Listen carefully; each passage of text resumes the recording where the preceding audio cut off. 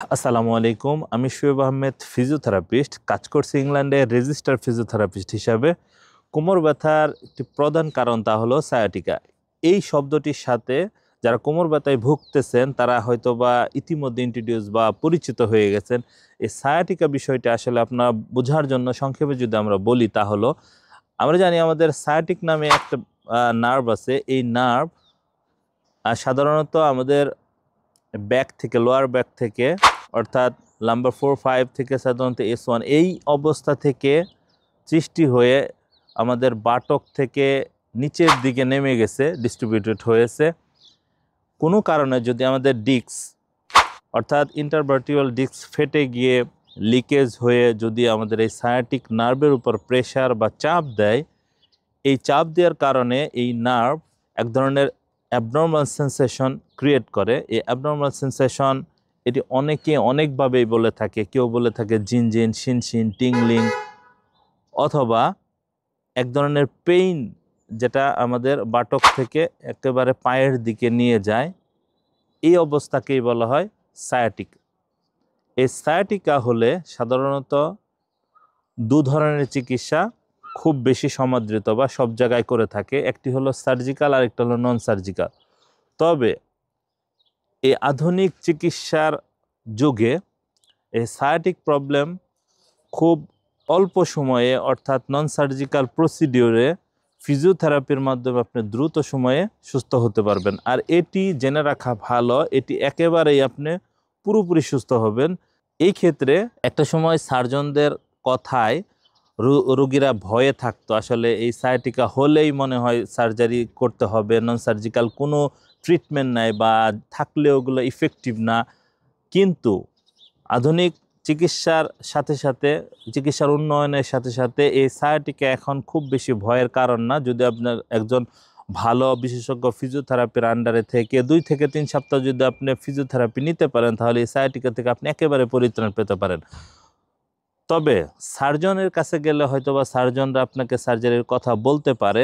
এটা জেনে রাখা ভালো, সায়াটিকা আসলে বড় ধরনের কোনো সমস্যাই না। যদি আপনি যখন হয় এর অ্যাকিউট পর্যায়ে, অর্থাৎ হওয়ার সাথে সাথে যদি ট্রিটমেন্টটা নিতে পারেন, তবে মনে রাখা উচিত যখন আপনার এই সায়াটিকার কারণে এই প্রবলেমটা বেড়ে বেড়ে গিয়ে, অর্থাৎ আপনি যখন এই সমস্যাটা হলো আপনি পেইন কিলার খান, এই পেইন কিলার খেয়ে আপনি সময় ক্ষেপণ করতে থাকেন, সময় বাড়াতে থাকেন, বাড়তে বাড়তে একটা সময় গিয়ে দেখা গেল যে আপনার যে হাঁটেন সেই পায়ের তালু, অর্থাৎ যেখানে আপনি এই হিলটা, পায়ের যে গোড়ালি, এটি যখন আপনি পায়ের মাটিতে ছোঁয়ান বা মাটিতে ভর দেন, তখন দেখতেছেন আপনি একটা শক্তি পাচ্ছেন না বা আপনি একটা বোধ শক্তি হারাচ্ছেন।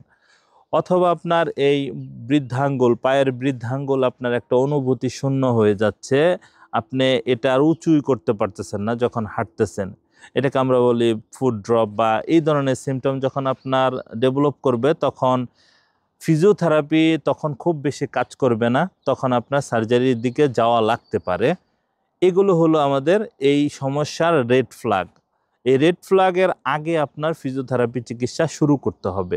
রেড ফ্ল্যাগ অনেকগুলো আছে। সেক্ষেত্রে আপনার আরেকটা রেড ফ্ল্যাগ আমরা বলতে পারি যে কনস্ট্যান্ট আপনার পেইন থাকবে, অর্থাৎ একটা নির্দিষ্ট সময় আপনার সব সময় ব্যথা থাকবে, উঠতে বসতে শুইতে সব সময় ব্যথা অনুভূত হচ্ছে, যে আপনার কোনো মুভমেন্টেও যাচ্ছে না।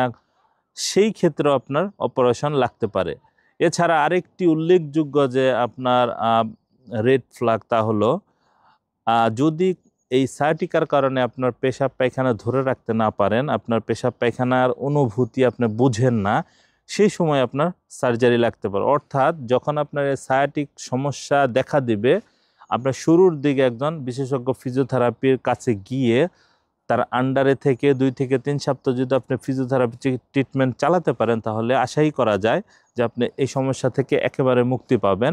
তবে যদি আপনার কিছু নিয়ম কানুন মানতে হবে, অর্থাৎ যখন আপনি ট্রিটমেন্টে থাকবেন হয়তো আপনার কিছু রেস্টে থাকা লাগতে পারে, আপনার ভারী কাজ করতে পারবেন না, ঝুঁকে কাজ করতে পারবেন না, ভারী জিনিস ঝুঁকে উঠাতে পারবেন না। এই সমস্ত কাজ থেকে আপনার ট্রিটমেন্টের সময়ও দূরে থাকতে হবে। পরবর্তী সময়ে আপনি এই কাজগুলো মডিফাই ওয়েতে করতে হবে। আর এই মডিফাই ওয়েগুলো আপনাকে একজন বিশেষজ্ঞ ফিজিওথেরাপিস্ট আপনাকে শিখিয়ে দিবে, বলে দিবে। আপনার ট্রিটমেন্টের পরে। এই কিছু নিয়মকানুন মেনে চললে আপনার জীবদ্দশায় আশা করা যায় এই সায়াটিকা প্রবলেম থেকে আপনি একেবারে চিরমুক্তি পাবেন। আমাদের এরকম তথ্যবহুল ভিডিও পেতে আমাদের চ্যানেলকে সাবস্ক্রাইব করে রাখুন, যাতে করে আপনার পরবর্তীতে গুরুত্বপূর্ণ ভিডিও আপনার পেতে পারেন। আশা করি আমাদের এই ভিডিওতে আপনার উপকৃত হয়েছেন। সবাইকে ধন্যবাদ জানিয়ে আমরা শেষ করছি আজকের ভিডিও। আসসালামু আলাইকুম।